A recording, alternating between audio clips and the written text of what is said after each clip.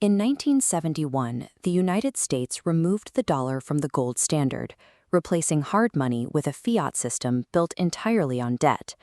To anchor this new currency, Washington established a global requirement. Energy would be traded exclusively in U.S. dollars. The petrodollar was born. Maintaining a $39 trillion official debt load requires total global compliance. The U.S. enforces this through carrier strike groups and guided missile destroyers, using overwhelming force to ensure the oil keeps flowing and the dollars remain the global reserve. In early 2026, Washington attempted to lower the temperature through diplomacy. They announced a formal ceasefire extension, a gesture of restraint designed to signal that military escalation was not the first priority. This strategy relied on a specific assumption, that American censors were omniscient. Command centers in the Gulf believed that as long as they could see every ship and every movement, their presence would function as an absolute deterrent. 4 hours after the ceasefire signal went out, the Iranian Revolutionary Guard Corps seized 2 commercial vessels directly within the U.S. patrolled corridor. The U.S. Navy lost information dominance. Ships in the Strait of Hormuz must broadcast their position via AIS. Watch these digital heartbeats vanish in precise overlapping zones. Through these untrackable windows, IRGC fast boats moved undetected, reaching targets before any naval response. The timing was the message.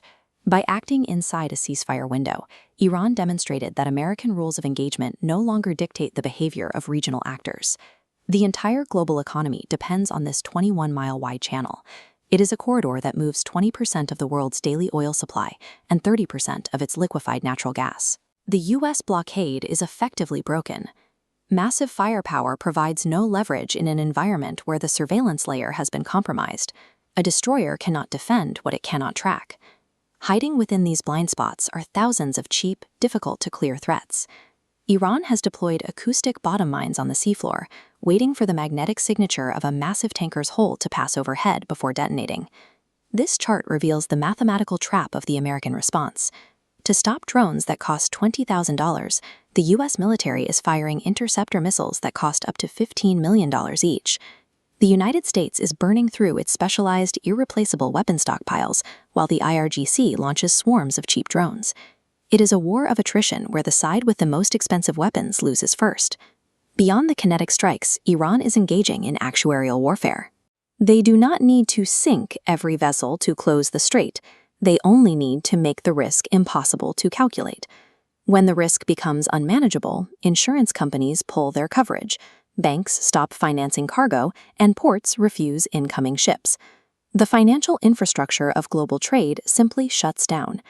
Daily traffic through the strait collapsed by 95%. This wasn't achieved by a grand fleet engagement, but by paralyzing the invisible systems that allow commodities to cross oceans. As Western shipping fleets stay docked in fear, China is exploiting the chaos. They have deployed a massive shadow fleet of tankers that operate entirely outside the international tracking and banking systems. Millions of barrels of Iranian crude are now being moved to Chinese refineries in total silence. None of this oil is bought in U.S. dollars. These trades are settled in Chinese yuan, proving to the world that the dollar is no longer a requirement for energy transit. While the U.S. Navy is distracted by drone swarms, the petrodollar, the foundation of American global power, is quietly bleeding to death in the shadows. The disruption in the Gulf strikes the global food supply almost immediately. Natural gas is the primary ingredient for nitrogen-based fertilizers. With production facilities in the Gulf offline, 1/3 of the world's fertilizer trade is physically stranded. For the American middle class, the crisis arrives at the gas pump and the grocery store. Fuel prices shatter records, while the cost of food explodes, driven by broken agricultural supply chains and surging transportation costs. This spike in supply chain inflation creates a fatal dilemma for the Federal Reserve.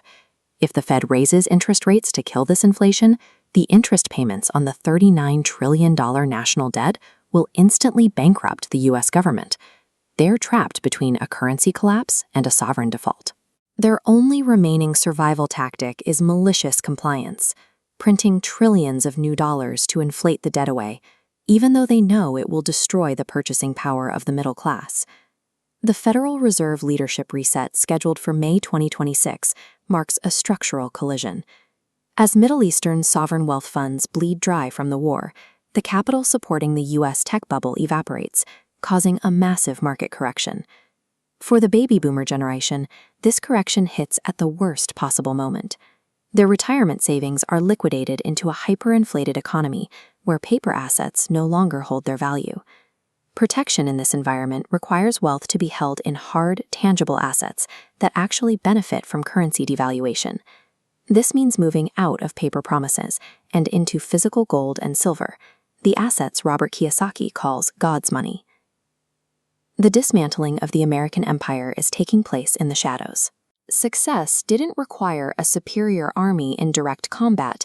It required an adversary to weaponize America's own debt and informational blindness against it. This view of the Persian Gulf shows exactly where the global economy is most vulnerable. This is the Strait of Hormuz. Despite being only 21 miles wide, this channel carries 20% of the world's oil and 25% of its liquefied natural gas every day. For the last 50 years, the United States Navy has acted as the unquestioned guarantor of this waterway, using its massive carrier strike groups to ensure that energy exports never stopped moving. That status quo ended in February 2026. The United States and Israel launched a coordinated decapitation strike, dropping thousands of munitions to eliminate the top layer of Iran's military and political leadership in a single day. On paper, this operation was designed to neutralize the Iranian threat and secure the region for a generation. Instead, the survivors of the Iranian command structure launched a counterattack that the global economy was not prepared to absorb. Within weeks, gasoline prices in the U.S. hit record levels. Global supply chains began to seize, and daily traffic through the strait dropped by 95%.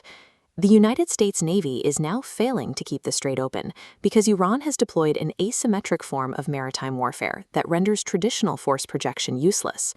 The geography of the strait creates a natural trap.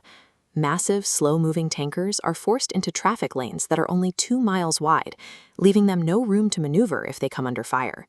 Layer 1 of the blockade is a massive saturation of these lanes with cheap weapons. These are spherical contact mines.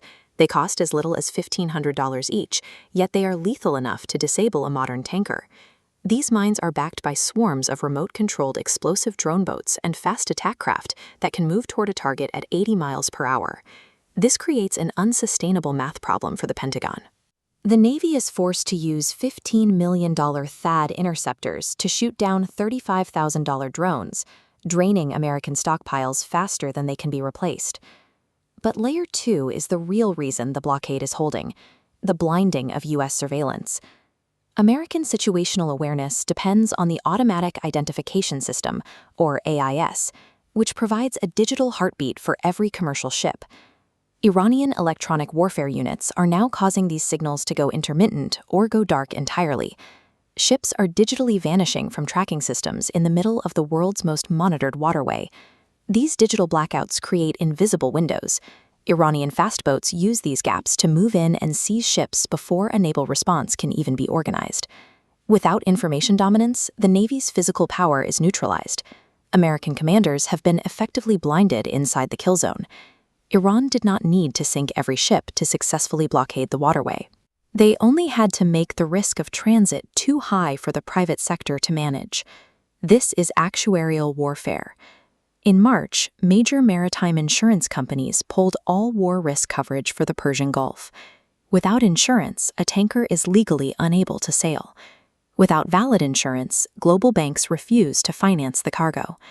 Since almost all oil shipments move on credit, the financial lifeblood of the industry stopped.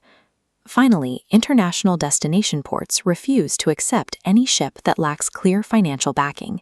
The logistical chain is locked. By forcing the global insurance market to do the work for them, Iran created a scenario where the Strait of Hormuz effectively closed itself.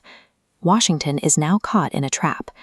Airstrikes cannot physically clear the shipping lanes, yet a ground invasion would require a national draft to fight a population of 90 million. With the U.S. government already spending record amounts on interest for its $39 trillion debt, the cost of a multi-year land war would force a choice between a sovereign default or hyperinflation. To understand why this could end the American empire, we We have to look back to 1974, when President Richard Nixon established the petrodollar agreement. This agreement mandated that global oil be traded exclusively in U.S. dollars. It created a permanent global demand for the currency, allowing America to print money to float its massive national debt without its economy collapsing.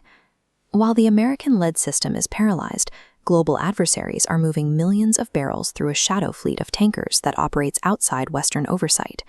This rogue oil is being settled entirely in Chinese yuan, eliminating the need for the US dollar in the world's most important energy market. Once the world no longer needs the dollar to buy oil, the demand for the currency will evaporate. That is the moment the $39 trillion debt mountain becomes unsustainable.